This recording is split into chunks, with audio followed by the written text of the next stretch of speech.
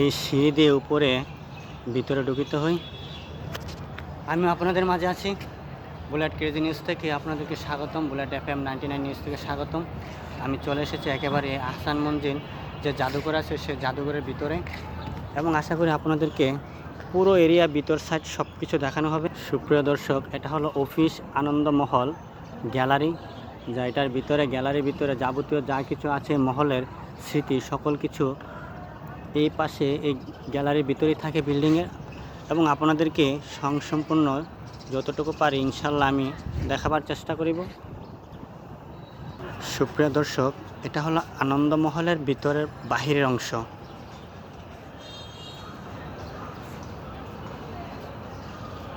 একেবারে ফুলের বাগানে মনে হয় যে একটা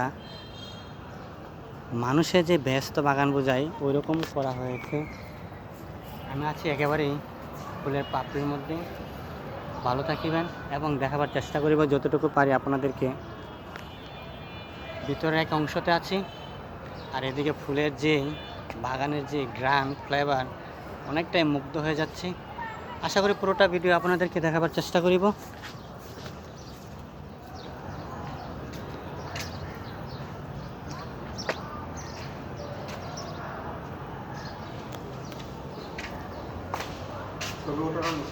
আচ্ছা আচ্ছা আচ্ছা।